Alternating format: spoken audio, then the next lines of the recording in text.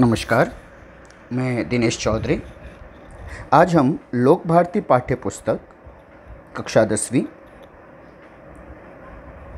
पहली इकाई के अंतर्गत चौथी कविता मन, जिसके रचयिता विकास परिहार जी हैं, इस कविता पर चर्चा करेंगे। विकास परिहार जी का जन्म 1983 गुना मध्य प्रदेश में हुआ। परिचय: विकास परिहार जी ने सन 2000 से 2006 तक भारतीय वायुसेना को अपनी सेवाएं दी और फिर पत्रकारिता के क्षेत्र में उतरने के बाद रेडियो से जुड़े। साहित्य में विशेष रुचि होने के कारण आप नाट्य गतिविधियों से भी जुड़े हुए हैं। हाइकू। हाइकू यह जापान के लोकप्रिय काव्य विधा है। हाइकू विश्व की सबसे छोटी कविता कही जाती है। पाँचवें दशक यानी डिकेड, पाँचवें दशक से हिंदी साहित्य ने हाइकू को खुले मन से स्वीकार किया है। हाइकू कविता में 5-7-5 के योग से 17 वर्ण के ढांचे में कविता लिखी जाती है। प्रस्तुत हाइकू में कवि ने अपने अनुभवों और छोटी छोटी विभिन्न घटनाओं को अर्थवाही सीमित शब्दों में प्रस्तुत किया है। प्रिय विद्यार्थियों, प्रस्तुत कविता में कुल 13 हाइकू हैं। तो आइए हम देखते हैं। सबसे पहले सर्वप्रथम पहले हाइकू से, घना अंधेरा, चमकता प्रकाश और अधिक। इस प्रकार हम पाते हैं कि यहाँ पर पहली पंक्ति में घना अंधेरा, घना में 2 अक्षर, अंधेरा में 3, चमकता प्रकाश, चमकता में 4 और यहाँ 3, और अधिक, और में 2, अधिक में 3। इस तरह से पहली पंक्ति में 2, 3, 5 और यहाँ पर 4, 3, 7 और यहाँ पर 2, 3, 5, यानी 5, 7 और 5 के योग से 17 वर्ण। तो इन 17 वर्णों से मिलकर एक हाइकू बनता है, यानी दुनिया की सबसे छोटी कविता और बहुत ही विश्व स्तर पर सराही जाने वाली, सीमित समय में सीमित शब्दों में बहुत ही प्रभावशाली ढंग से अपनी बात कहने के लिए इसका प्रयोग इन दिनों किया जाता है। घना अंधेरा, घना बहुत अधिक, अभेद्य, अंधेरा अंधकार, चमकता प्रकाश, चमकता रोशन हो रहा, प्रकाश यानी उजाला, और अधिक अत्यधिक। तो प्रस्तुत हाइकू में कवि हमें ये कहना चाहते हैं, विकास परिहार जी, कि सांझ ढलने पर, सांझ यानी शाम, संध्या, सांझ ढलने पर जिस तरह यत्र तत्र सर्वत्र यानी चारों तरफ अंधेरा छा जाता है, ऐसे अभेद्य अंधकार के वातावरण में अकस्मात अचानक कहीं कोई दीपक या जुगनू रोशन होकर अंधकार की एक छत्र सत्ता को मानो चुनौती देते हैं। ऐसे भयावह अंधकार में उस दीपक या जुगनू का प्रकाश सामान्यतः से अधिक प्रकाशमान होता है। नॉर्मली जितना उससे प्रकाश होता है उसकी तुलना में गहरे अंधकार में वो और ज़्यादा चमकता है, रोशन होता है। अंधेरा उसकी चमक में और अधिक निखार यानी चमक ले आता है। अर्थात घने अंधकार में ही अत्यंत छोटी सी किरण भी अत्यधिक प्रज्वलित या रोशन होकर मार्ग प्रशस्त करती है, यानी आगे बढ़ने में सहायक होती है। उसी प्रकार मानव जीवन में विषम परिस्थितियाँ यानी विपरीत हालात, जिंदगी की दुश्वारियाँ रूपी अनगिनत मुश्किलात, दुख, संकटों से सामना होते रहता है। ऐसे अनथक संघर्ष की घड़ियों में कवि विकास परिहार जी के अनुसार मनुष्य को एकाएक अचानक कहीं से उम्मीद की किरण प्रस्फुटित होती दिखलाई देती हैं, उम्मीद की किरण दिखाई देती हैं। हालांकि वह क्षणिक आनंद, सुख, उम्मीद की किरण भी उस दुख रूपी घने अंधकार में बहुत बड़ी पथ प्रदर्शक बनकर उभरती है, बहुत बड़ी मददगार होती है, छोटी सी उम्मीद की किरण भी। इस प्रकार कवि ने हमें प्रस्तुत पहले हाइकू में जीवन के विपरीत हालात को भी सहर्ष स्वीकार कर उस संकट में भी संभावनाएं खोजने, उसमें जीवन के वास्तविक आनंद की अनुभूति करने का सुझाव दिया है, क्योंकि ऐसे संकटों की आंच सहकर असहनीय तपिश से गुजरकर ही व्यक्ति जीवन की सर्वोच्चता, आनंद की अनुभूति पाने का अधिकारी होता है। तो बच्चों, इस तरह से ये था पहला हाइकू, घना अंधेरा चमकता प्रकाश और अधिक। बहुत ही सरल कविता है। हालांकि ये कविता पूरक पठन के अंतर्गत है, यानी इसे सिर्फ 4 अंकों के लिए ही परीक्षा में पूछा जाएगा, जिसके अंतर्गत 2 अंक कृति के होंगे और 2 अंक भावार्थ के। तो बहुत ही सरल कविता है। आइए बच्चों, अब हम देखते हैं दूसरा हाइकू। करते जाओ पाने की मत सोचो जीवन सारा। अर्थात करते जाओ से तात्पर्य है कार्य करते जाओ, अपना कर्म करते जाओ। पाने की यानी कर्म के बाद जो फल परिणाम पाने की अपेक्षा न रखो संपूर्ण जीवन, पूरी जिंदगी भर। तो कवि विकास परिहार जी ने सटीक जीवन के सटीक मर्म को बतलाने का सार्थक प्रयास किया है कि मनुष्य को अपने जीवन में सतत, निरंतर, लगातार कुछ न कुछ कर्म करते रहना चाहिए। यही उसके कर्म प्रधान जीवन की सच्ची कसौटी है, जिस पर उसे सदैव खरा उतरना ही होगा। जीवन की इस कसौटी पर, हर परीक्षा पर उसे अपने आप को खरा उतारना ही होगा। कर्तव्य पथ पर निरंतर अग्रसर होते रहना होगा, आगे बढ़ते रहना होगा, निष्काम कर्म करते रहना ही, बिना किसी स्वार्थ के, बिना किसी फल पाने की चाह के कर्म करते रहना ही मनुष्य जीवन की सार्थकता है, सफलता है। मनुष्य को अपने प्रत्येक कर्म के अनुरूप फल पाने की व्याकुलता में अधीर नहीं होना चाहिए। कर्म मनुष्य का अधिकार है, फल पर मनुष्य का अधिकार नहीं। बिना फल की अपेक्षा किए अनवरत, अनथक कर्मरत रहना ही, लगातार कार्य करते रहना ही मानव जीवन की सच्ची सार्थकता है। यही उसके जीवन की सफलता है। आइए बच्चों, अब हम देखते हैं हाइकू नंबर 3। जीवन नैया मझधार में डोले, मझधार समुद्री तूफान, मझधार में डोले, डोले डगमगाए, लड़खड़ाए, लगभग डूबने की अवस्था में पहुंच जाए तो संभाले भला कौन। जीवन नैया मझधार में डोले, संभाले कौन। प्रस्तुत तीसरे हाइकू में कवि विकास परिहार जी मानव जीवन की तुलना समुद्र की तूफानी लहरों में फंसी हुई नाव से करते हुए हमें यह समझाना चाहते हैं कि मनुष्य को अपने जीवन रूपी नौका को अपनी जीवन रूपी नौका को स्वयं ही मझधार से किनारे पहुंचाने का भगीरथ प्रयास करना होगा, लगातार प्रयास करना होगा। किसी से भी सहयोग की अपेक्षा किए बिना सतत जीवन में आगे बढ़ते रहना होगा। समुद्री तूफानों में, मझधार में नाव को डुबोने की, उसे मिटाने की स्वाभाविक क्षमता होती है, परंतु व्यक्ति स्वयं ही अपने सत्कर्मों से प्रेरित होकर, अपनी सूझबूझ से, अपनी समझदारी से उस तूफान में भी अपनी नौका, अपना जीवन सकुशल किनारे लाने में सफल रहता है। विषम परिस्थितियों यानी विपरीत हालात, एडवर्स कंडीशन में भी मनुष्य का विवेक, उसकी सद्बुद्धि, सत्कर्म ही उसे सन्मार्ग पर सतत अग्रसर करते रहता है।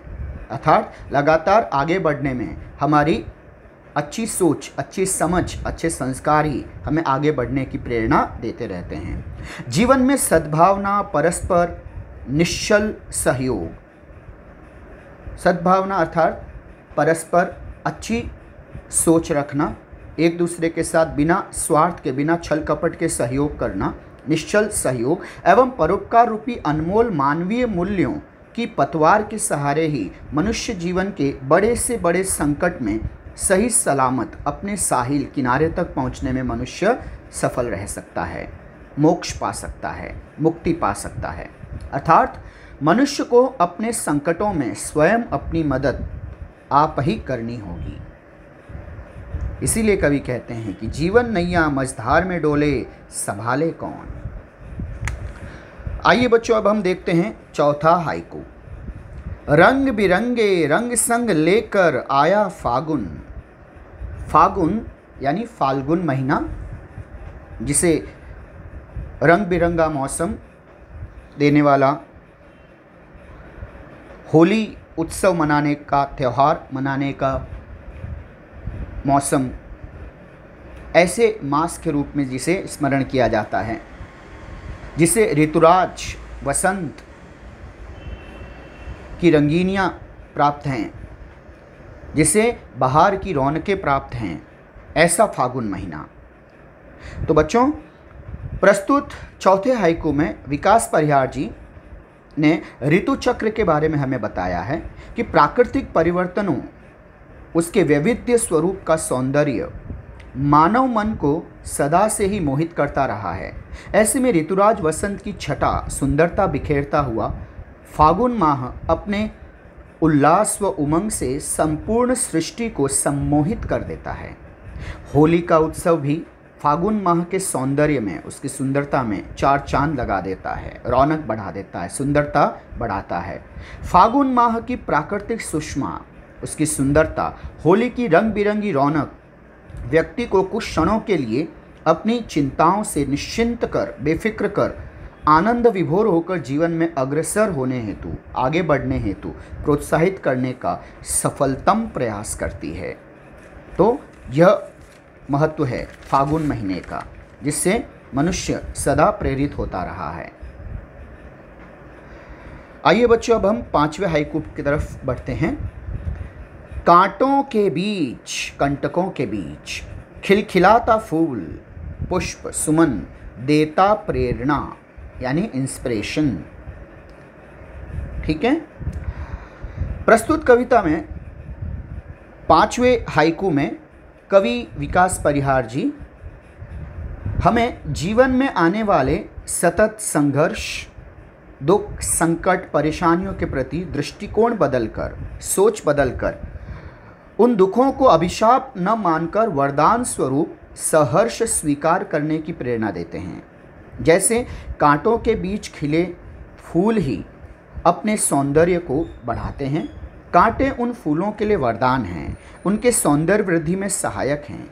कांटे फूलों के लिए सुरक्षा कवच, रक्षक की मानिंद हैं, जिससे फूल अपने सौंदर्य की संपूर्णता को पाने में सफल हो पाते हैं। उसी प्रकार मानव जीवन में आने वाले अवरोधक, अड़चन, रुकावट, बाधाएं, उनसे विचलित हुए बिना सतत लगातार कर्मरत रहना चाहिए। संघर्ष बाधा रूपी कंटक, कांटे ही मानव जीवन रूपी पुष्प को सतत लगातार सुरभित, सुगंधित, सौंदर्यमय बनाए रखते हैं। यानी कांटे फूलों के लिए वरदान हैं। ये प्रेरणा हम फूलों से पाते हैं। आइए अब हम छठवें हाइकू की तरफ प्रस्थान करें। भीतरी कुंठा, कुंठा नैराश्य, निराशा, हताशा, मन के भीतर की, आंखों के द्वार से यानी पलकों से आई बाहर। ठीक है। अब विकास परिहार जी प्रस्तुत छठवें हाइकू में प्रतिपादित करना चाहते हैं कि मानव मन हताश, निराश होकर आंसुओं से अपनी बेबसी, मजबूरी, विवशता प्रकट करता है। दुखों से छलनी हृदय वाले व्यक्ति की बरबस ही आंखें बरस पड़ती है, जो कि उस इंसान के मन में घर कर चुकी, उस इंसान के मन में बहुत गहरी पैठ बना चुकी घोर निराशा को दर्शाती है। वही नैराश्य उस पीड़ित व्यक्ति के नयनों से आंसुओं के रूप में सहज ही छलक आता है।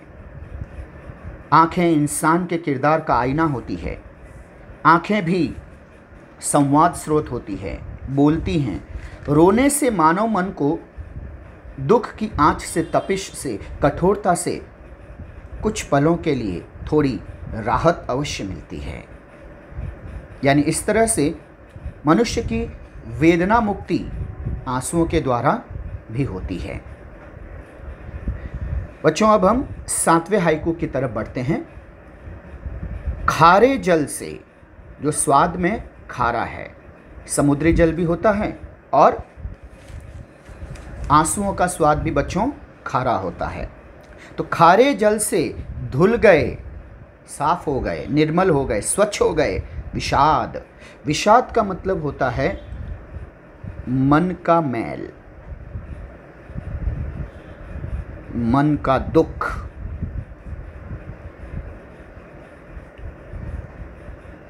वेदना, मन का मैल, पीड़ा।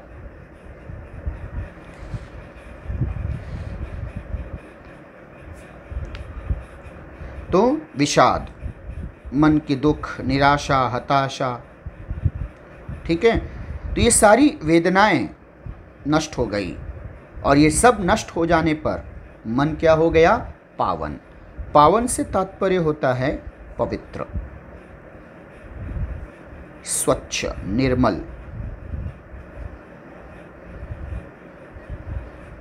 बेदाग, जिसे हम पाक भी कहते हैं, पवित्र। प्रस्तुत 7वें हाइकू में कवि विकास परिहार जी हमें समझाना चाहते हैं कि मनुष्य अपनी इच्छाओं, अभिलाषाओं की मृत तृष्णा से पीड़ित होकर मानव मन आंसुओं के सैलाब से सरोबार हो जाता है, भर जाता है, आंसुओं का समंदर बहने लगता है। दुखी हृदय से व्यक्ति की अश्रुधाराएं उसके अपराध बोध, आत्मग्लानि, व्याकुल मन को स्थिर, शांत, एकाग्रचित्त व निर्मल कर देती हैं। बेबसी में, मजबूरी में बहे आंसुओं का खारापन प्रायश्चित पछतावे की अश्रुगंगा से मन का मैल, संपूर्ण विषाद मिटा देता है। इस प्रकार मानव सद्विवेक, नीर-क्षीर विवेक दृष्टि को प्राप्त होता है। यानी पश्चाताप के आंसुओं से, आत्मग्लानि के आंसुओं से, हालांकि उसका स्वाद खारा है, लेकिन वह खारा जल भी मन को बेदाग कर देता है, पवित्र कर देता है, पाकीज़गी अदा करता है। आइए बच्चों, अब हम 8वें हाइकू की तरफ बढ़ते हैं। मृत्यु को जीना, जीवन विष पीना। विष माने जहर, विष का विलोम शब्द है अमृत। जीवन विष पीना है जिजीविषा, जिजीविषा।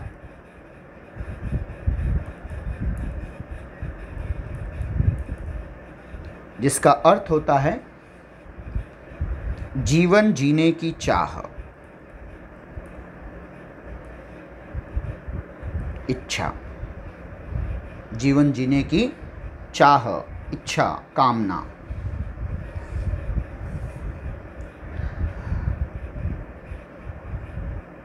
प्रस्तुत 8वें हाइकू में कवि विकास परिहार जी मनुष्य को सचेत करते हुए कहते हैं कि जीवन विष अर्थात अनगिनत बाधाओं व दुश्वारियों से, संकटों से सज्ज जीवन को सहर्ष स्वीकार कर, आत्मसात कर ही उस विष से, उस जहर से अमृत में उसे रूपांतरित करने का भगीरथ कार्य करना पड़ता है।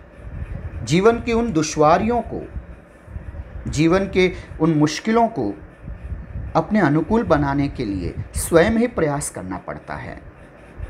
उस जहर से अमृत में बदलना पड़ता है, तब्दील करना पड़ता है। और ये कोई आसान कार्य नहीं है, इसलिए इसे भगीरथ कार्य कहा गया है। यही मानव जीवन की सार्थकता है। ये किसी अन्य प्राणी के बस की बात नहीं है, ये सिर्फ मनुष्य के लिए संभव है। यही मानव जीवन की सार्थकता है। मृत्यु ही मानव जीवन का अंतिम अटल शाश्वत सत्य है जिसे टाला नहीं जा सकता। फिर भी जीवन की प्रबल आकांक्षा, जिजीविषा, जीने की चाह ही बनाए रखना जीवन की सच्ची सार्थकता है। यानी मौत को टाला नहीं जा सकता है, लेकिन फिर भी जो भी अल्पशेष जीवन है उसमें सत्कर्म करते रहना, अपने कर्तव्य निभाते रहना, अपनी जिम्मेदारियां निभाते रहना, अपनी दुश्वारियों को सहन करना और बदले में संसार के लिए कुछ अच्छा कार्य करते रहना। यानी समाज से, संसार से, जीवन से हमें दुख मिले, लेकिन हम संसार को, उस दुख को सुख में रूपांतरित करके दें। प्रतिक्रिया स्वरूप हम संसार को अच्छे कर्म, सत्कर्म, अच्छाइयाँ, परोपकार रूपी अमृत देकर जाएं। ऐसे जीवन जीने की ही कवि चाह करता है, कामना करता है। आइए बच्चों, अब हम पाठ्यपुस्तक पृष्ठ क्रमांक 16 पर अगले हाइकू की तरफ बढ़ते हैं, अर्थात हाइकू क्रमांक 9।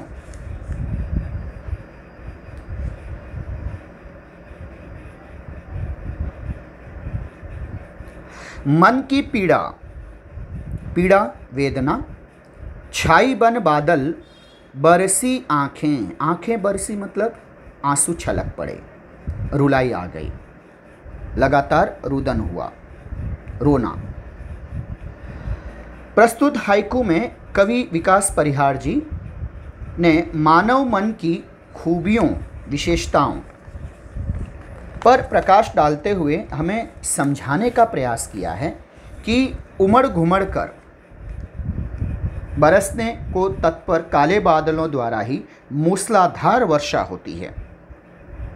उसी प्रकार वेदना, पीड़ा, असहनीय दुख से व्यथित मानव मन सहज ही अपने नयनों से आंसुओं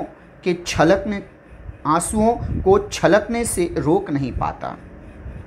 अक्सर इंसान अपने अश्कों से ही दुख को बयान कर पाता है, दुख प्रकट कर पाता है।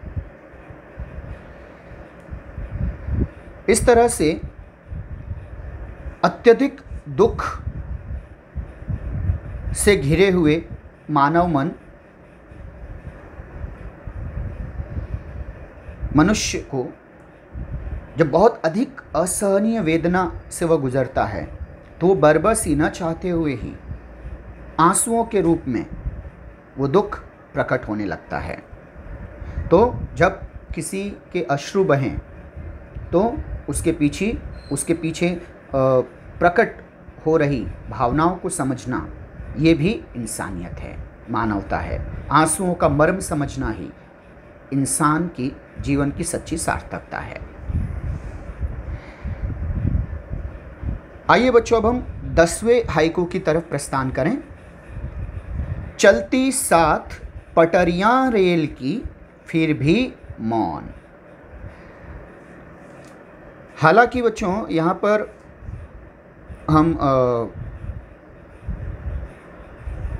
एक शब्द हम देख रहे हैं, पटरियां, जिसमें जो मात्राएं हैं उस पर थोड़ा सा गौर कीजिए। ये र पर हस्व यानी छोटी पहली की मात्रा है और या अर्धचंद्रबिंदी। इससे पता चला कि एक से अधिक पटरी हैं, अर्थात वचन के आधार पर यह बहुवचन शब्द हैं। अस्तु इसका एक वचन, बहुत सही सोचा आपने बच्चों, पटरी, परंतु ये मात्रा जो है हस्व से दीर्घ हो गई। बस इसे याद रखिएगा कि जो बड़ी की मात्रा है एक वचन में, वो बहुवचन में छोटी में तब्दील हो जाएगी। इसी तरह से बच्चों एक शब्द आया है मौन। मौन शब्द का अर्थ होता है खामोश रहना या शांत रहना, चुप रहना। ठीक है, संवादहीन रहना, कुछ न कहना।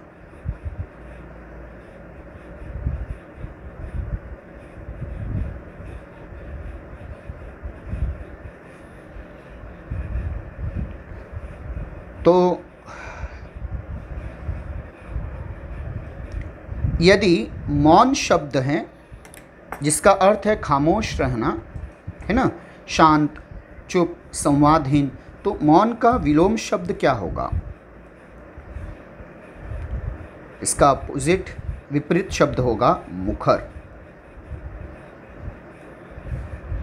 कि कोई इंसान बहुत ही मौन रहता है जबकि उसका भाई बहुत ही मुखर है, अत्यधिक बोलता है। ठीक है,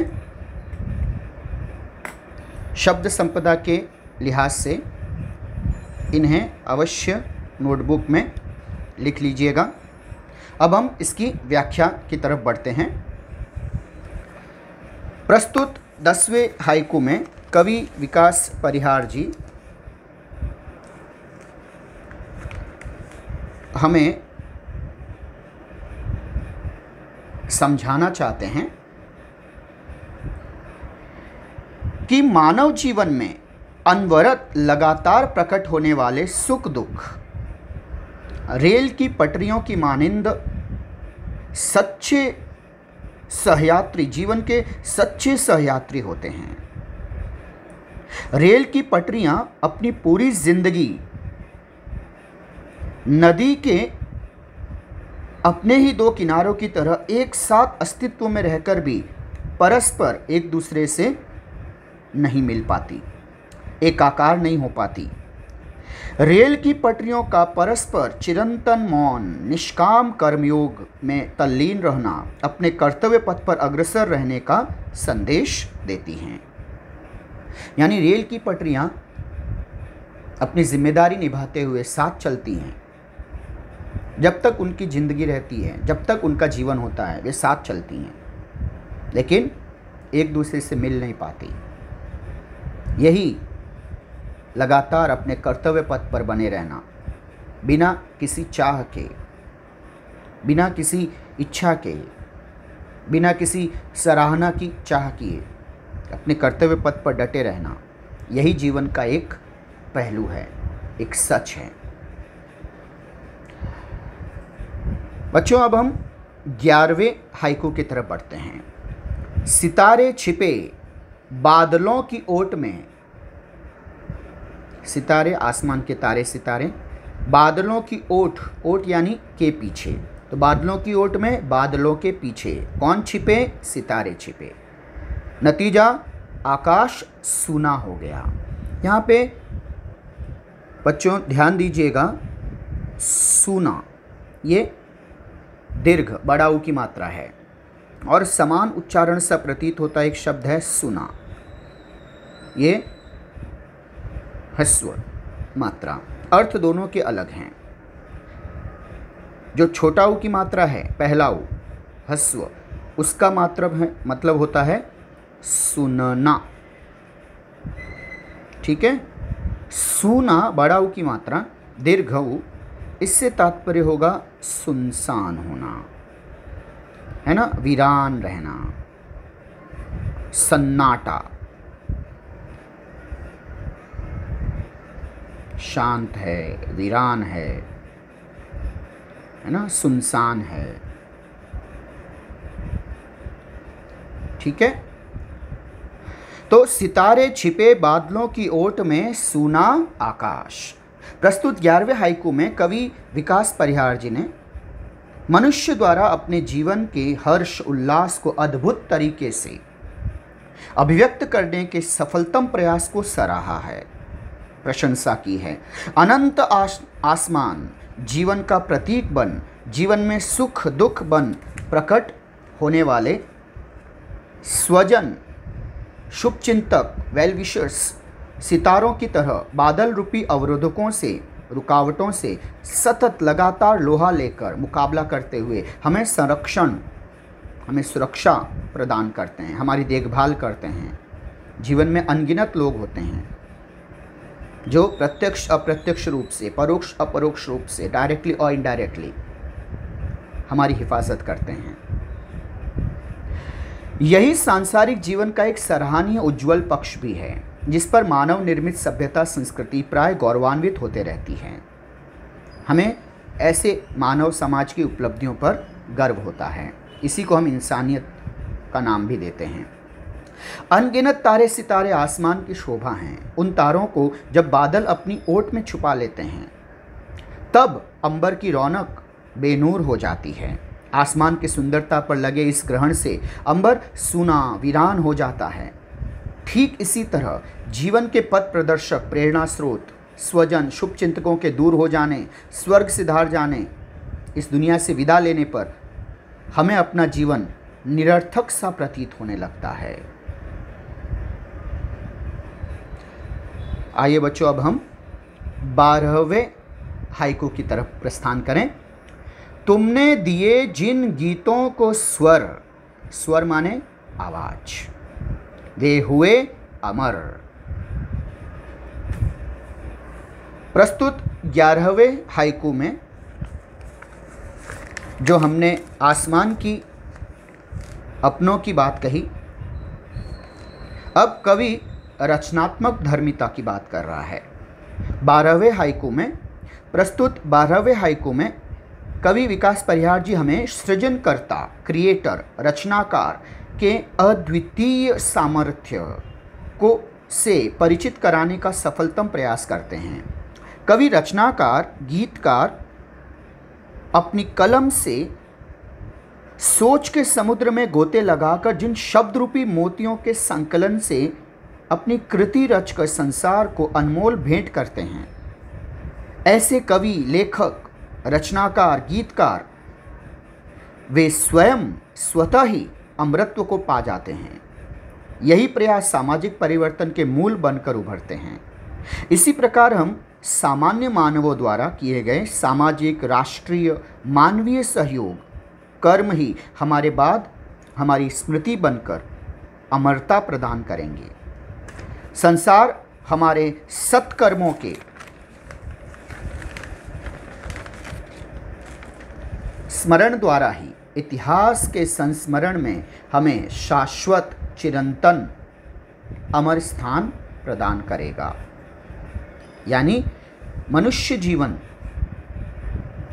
में जो कुछ भी हम रचते हैं, कवि के गीत हो, गायक की आवाज़ हो, लेखक की रचना हो, लोगों के समाज कार्य हो, परोपकार हो, जो कुछ भी मानवोपयोगी संस्थानों का निर्माण हो, जो कुछ भी हमने कार्य किया है मानवता की भलाई के उद्देश्य से, वे सारी चीज़ें, वे सारे कृत्य, वे सारी रचनाएं, कृतियाँ रहती दुनिया तक अमर रहेगी। हम नहीं रहेंगे, लेकिन हमारे वे कार्य हमारी स्मृति के द्योतक पहचान बने रहेंगे। वे कार्य ही हमें अमर कर देंगे। तो कवि यहाँ पर सीमित जीवन में ऐसे असाधारण, अद्वितीय कार्य करने की प्रेरणा देते हैं। आइए बच्चों, अंतिम हाइकू देखते हैं। सागर में भी रहकर मछली प्यासी ही रही। प्रस्तुत 13वें अंतिम हाइकू में कवि विकास परिहार जी हमें कहना चाहते हैं कि समुद्र अथाह अनंत जल राशि का अक्षय भंडार होता है, फिर भी उस रत्नाकर, उस समुद्र की एक बूंद मात्र भी प्यास तृप्त करने में सहायक नहीं होती। बेहिसाब पानी है समुद्र के पास, लेकिन उसका एक कतरा भी, एक बूंद भी प्यास नहीं मिटाते, प्यास मिटाने में मददगार नहीं होता। किसी प्राणी को उसकी प्यास बुझाने में सहायक नहीं होता। उसी सागर की गोद में मछलियां भी जीवन पाती हैं, लेकिन आजीवन प्यासी ही रहती हैं। इसी प्रकार सांसारिक जीवन में धन धान्य से संपन्न व्यक्ति अपने समाज परिचितों को यदि अपनी संपत्तियों से सहायता नहीं करता, तो उसकी धन संपदा, समृद्धि, ऐश्वर्य को सार्थकता नहीं मिलेगी। ऐसा ऐश्वर्य संपन्न व्यक्ति, अमीर व्यक्ति, संपन्न व्यक्ति भावनात्मक, मानसिक रूप से आजीवन असंतुष्ट ही रहेगा। प्यासा ही रहेगा। जैसे मछली समुद्र के बीच रहकर भी आजीवन प्यासी रहती है, वो तृप्त नहीं होती। उसी तरह से धन धान्य, अमीरी, ऐश्वर्य, भोग विलास जीवन की निरर्थकता है। अगर उससे मानव जीवन को संबल न मिले, समाज को सहायता न मिले, तो उसका होना न होना एक समान है। तो बच्चों, इस तरह से हमने चौथी कविता मन की व्याख्या देखी। कृपया इसे 1-2 बार सुने ताकि इसके भावार्थ को अपने शब्दों में लिखकर आप परीक्षा में जब प्रश्न पूछा जाए तो भावार्थ को लिखकर आप अच्छे अंक पाने का प्रयास करें। बच्चों, भावार्थ में मैंने आपको कुछ तत्सम शब्दों का प्रयोग किया है। आप जब गौर से सुनेंगे तो मैंने उसी वक्त उसके समानार्थी शब्द का भी प्रयोग किया है।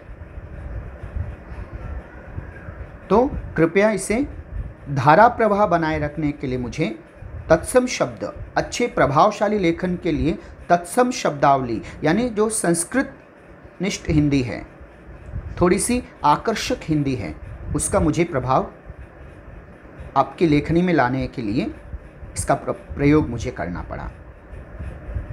अपेक्षा है आप इसे सुनेंगे और अपनी लेखनी में इसे उतारने का सफलतम प्रयास करेंगे। धन्यवाद बच्चों।